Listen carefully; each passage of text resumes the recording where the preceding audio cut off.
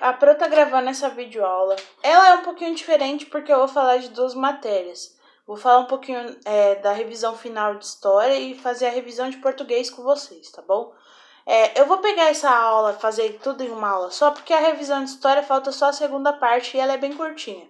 Mas eu preciso que vocês prestem atenção porque esse conteúdo também é muito importante.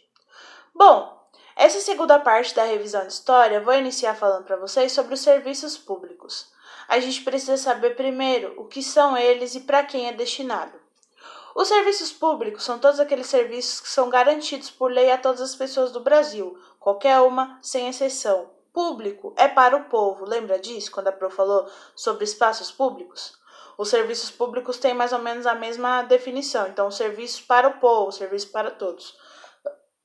A gente pode citar como serviços públicos, por exemplo, o fornecimento de água, o tratamento de esgoto, iluminação pública, assistência médica, segurança, educação, coleta de lixo. Tudo isso deve ser garantido pelos municípios, pelos governantes e pelo país para que as pessoas tenham uma boa qualidade de vida.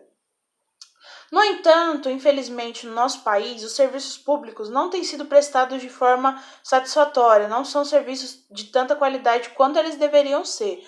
Por quê? O nosso país, ele arrecada muito imposto. Tudo que a gente compra, desde uma bala até um carro, a gente paga imposto por eles. E esse valor de imposto, ele deve ser revertido para fazer essas ações de serviços públicos, então para custear os serviços públicos. Só que esse dinheiro, às vezes, não é empregado nessas funções e é desviado, né? Os políticos corruptos usam o dinheiro com outra finalidade, para benefício próprio. Então, compram carros, compram mansões, enquanto as pessoas, a população, sofre com a falta dos serviços públicos adequados. Então, quando que a gente vê que não tem serviços adequados, os públicos?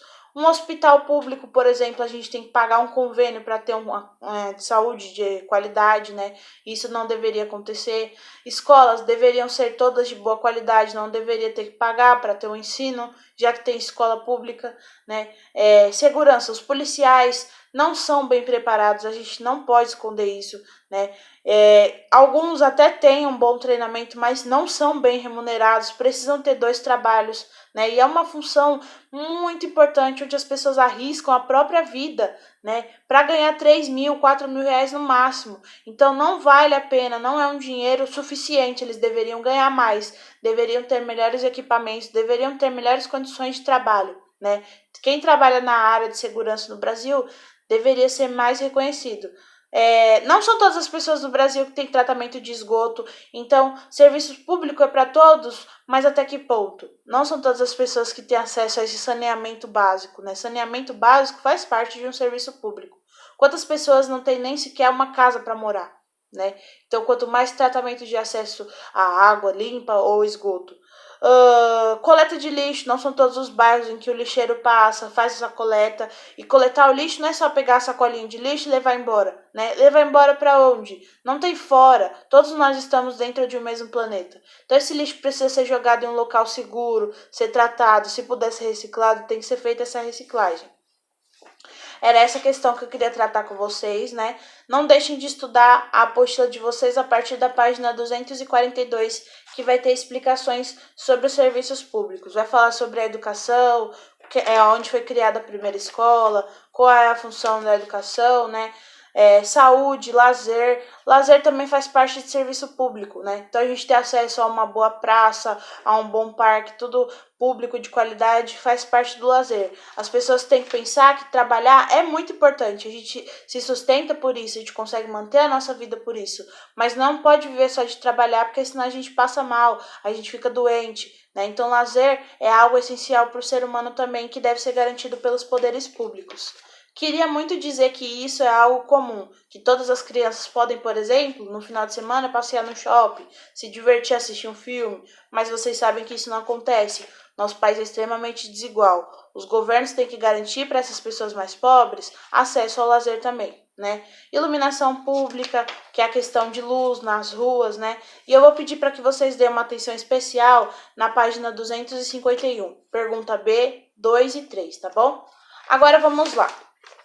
Era isso que eu tinha para falar para vocês na nossa revisão de história. Eu vou fazer uma revisão breve sobre os conteúdos que a gente viu em português. Esse bimestre em português, a nossa apostila deu bastante coisa para a gente fazer como se fosse presencial. Então, vocês devem ter percebido que a Pro pulou, mas eu trabalhei os conteúdos que foram. Vamos lá. Página 17 e 18. Sons de Z, X e S. É possível perceber que as letras destacadas nas palavras possuem o mesmo som, que era de S. Então, Z, X e S às vezes têm o mesmo som. A gente precisa estudar essa questão desse som de S, som de Z, né? Por exemplo, testo se escreve com X, mas tem o som de S. Talvez no final se escreve com Z, mas tem o som de S. Então a gente precisa estudar, ler bastante para a gente não se confundir. Quanto mais a gente lê, mais vocabulário a gente ganha. E essas pegadinhas da língua portuguesa, a gente vai deixando de cair nelas, vai ficando cada vez mais inteligente nessa questão. Outra coisa que vai cair são os verbos de ação e de estado, né? Verbo é toda aquela palavra que nos mostra que nós estamos fazendo algo ou um estado. Então, por exemplo, correr, andar, falar, estar, tudo é verbo, né? Uma dica que a Pro dá para vocês é que verbos a gente consegue colocar essas letrinhas no final. Ar, ir, or e ur. Se a gente conseguir colocar essas letrinhas no final, é verbo, tá? Verbo pode estar no passado, que é uma coisa que já foi. Verbo pode estar no presente, que é o agora, e ela pode estar no futuro, que é uma coisa que vai acontecer. Eu dei uma dica muito importante para vocês sobre palavras no passado, esses verbos no passado e verbos no futuro. Como que a gente sabe que esse verbo está no passado? Como que a gente sabe que está no futuro? Toda vez que uma palavra terminar com am, é passado. Todas as vezes que terminar com a ou tio, é futuro. Então, é uma outra dica de português que vai cair na prova falando sobre verbos. Vamos lá. Deixa eu ver qual é a próxima. Página 33. Palavras com X e palavras com CH. Também, tá? O X tem um efeito assim, ó. CH também, nesse caso, ela recebe o mesmo som de sh.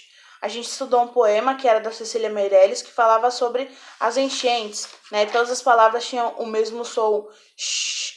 Também outra coisa que vai cair são os verbos referentes a fenômenos da natureza. Nevar, garoar, chover, anoitecer, amanhecer. Essas palavras referentes a verbos de fenômenos da natureza. Estudem a página 34 e 35 que vai cair na prova. Outra coisa que vai cair na prova é a página 49 e até a 51. 49, verbos na entrevista, né? Então, verbos podem estar no passado, presente e futuro. Vai cair na prova. Tem uma seleção de verbos que eu fiz para vocês aí nessas páginas, como, por exemplo, tenho listas e mais listas de nomes. Vocês tinham que passar para o passado, então eu tinha. Estudem essas duas páginas que também vai cair na prova. Vamos lá. Próxima página é a 57. Vamos falar também nesse bimestre, na nossa prova, sobre algumas questões relacionadas à forma de se escrever uma carta, a estruturação de uma carta. Então, o que é remetente, o que é destinatário, o que tem que ter numa carta, o que não tem que ter, né? Por exemplo, remetente é quem escreve a carta e destinatário é ao destino, é quem recebe a carta. Né? Toda carta precisa ser escrita de forma mais correta, a gente não pode usar uma linguagem muito informal, tem que começar com o nome da cidade, vírgula, a data, né? A vírgula é usado muito em cartas, desde o envelope para marcar o endereço, né? Para separar, por exemplo, o nome da rua para, vírgula, o número da casa ou do apartamento.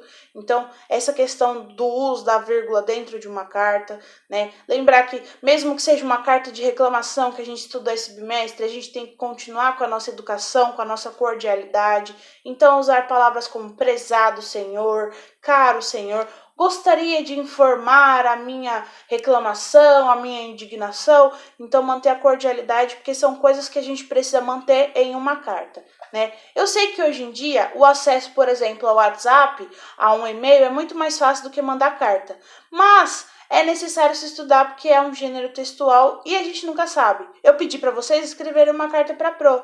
De repente, vocês precisam escrever uma carta para entrar numa universidade. Talvez seja uma dos critérios para você ser avaliado, seja escrever uma carta. Você precisa escrever essa carta direito, precisa saber como mandar, o que é remetente, o que é destinatário. Né? Então, vocês vão poder ver sobre carta na página 57 até a página 59. Desde carta para um amigo ou até carta de reclamação, que são as cartas mais utilizadas. Também vai cair na prova a importância dos adjetivos. Lembrando que adjetivos são palavras que dão características ao substantivo, dá uma característica para um ser. Então, por exemplo, Miguel bonito. Miguel substantivo e o adjetivo é bonito, né? Então, então adjetivo é só qualidade? Não. Pode ser uma coisa não tão legal assim, não precisa ser exatamente uma coisa boa. Meia fedida. Fedida seria o adjetivo, né? Professora rabugenta. Rabugenta não é uma palavra legal, mas é um adjetivo, é uma característica. Então, lembre-se dos adjetivos que são as características. Vocês vão estudar a página 63 para lembrar disso.